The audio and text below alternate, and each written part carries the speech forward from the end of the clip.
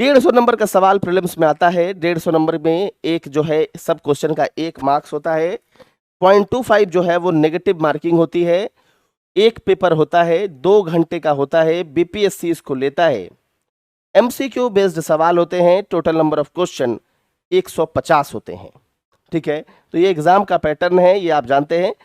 और इस बार से तो आपको पता है कि जो सवाल पूछा गया है वो 3 ऑप्शन होते हैं और 2 जो है उसमें नन ऑफ द एबव और more than one of the above होते हैं।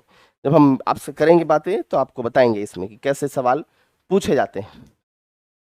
ये मुख्य परीक्षा का सिलेबस है। प्रारंभिक परीक्षा का जो पैटर्न है इसमें स्पष्ट तौर पर जो बातें हैं ये थोड़ी सी आपको समझ में आती है कि जीएस है भाई, जीएस का एक पेपर है और उस एक पेपर में आपको 150 सवाल रहेंगे।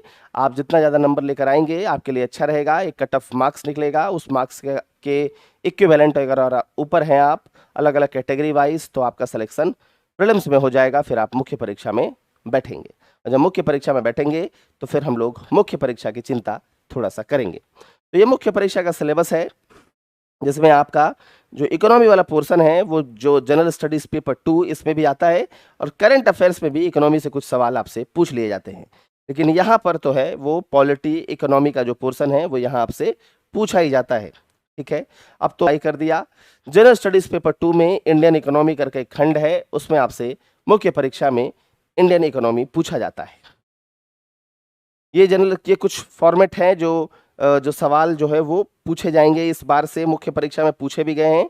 इसमें देखिए एक जो सबसे महत्वपूर्ण बात है जो मैं आपको दिखाना चाहता हूं, क्योंकि जनरल स्टडीज पेपर 2 में इकोनॉमी आता है, पेपर 2 के खंड 2 में, तो ये ध्यान रखिएगा कि यहाँ होता क्या है कि शॉर्ट आंसर क्वेश्चन जो है वो इसमें आपसे पूछा जाएगा।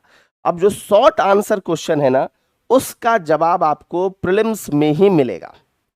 ठीक है, तो मुख्य परीक्षा में जो शॉर्ट आंसर क्वेश्चन पूछा जाएगा खंड 2 में, चूंकि इकोनॉमी है, पेपर 2 के खंड 2 में इकोनॉमी है, तो जो खंड 2 का जो पहला सवाल होगा जिसमें आपसे शॉर्ट आंसर कुछ सवाल पूछे जाएंगे जो आपको लिखना पड़ेगा, उस सवालों का सॉल्यूशन आपको प्रीलिम्स वाली इस क्लास में ही मिलेगा, क्योंकि शॉर्ट आंसर का क्वेश्चन कहीं से भी आपसे पूछा जा सकता है।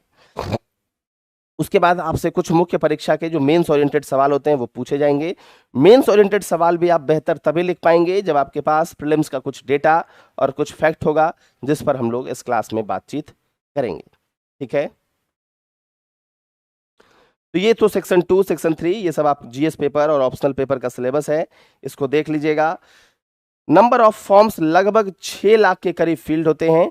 प्रीलिम्स में लगभग 3 से 4 लाख बच्चे बढ़ते हैं, ये संख्या घटती बढ़ती रहती है। मेंस में लगभग 9000, ये संख्या घटती बढ़ती रहेगी। और इंटरव्यू में लगभग 1800 लोग सेलेक्ट होते हैं और जिसमें से फाइनली 300 से 600 लोग सीट के हिसाब से ये आगे पीछे वेरी करेगा और उस समय कितने लोग दे रहे हैं इसके हिसाब से भी आपका ये संख्या आगे पीछे बढ़ेगा। ये जस्ट एक आपके लिए एक खाका है जो आप देख लीजिए कि आपको कितने लोगों के साथ कंपटीशन करना है। ठीक है, ये देखिए कट ऑफ मार्क्स अगर देखा जाए तो थोड़ा सा कट ऑफ मार्क्स को अगर देखेंगे तो थोड़ा दिमाग आपका खुलेगा।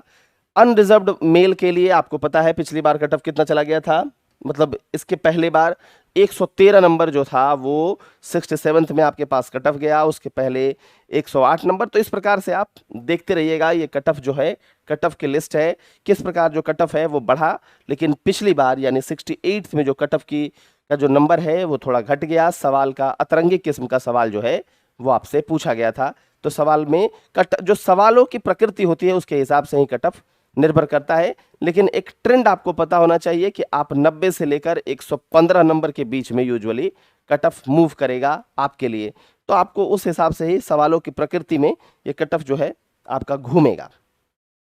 ये नंबर ऑफ वैकेंसी है। नंबर ऑफ वैकेंसी में आप देख सकते हैं कि कभी 600, कभी 800, कभी 400, इस प्रकार से नंबर ऑफ वैकेंसी जो है वो आपका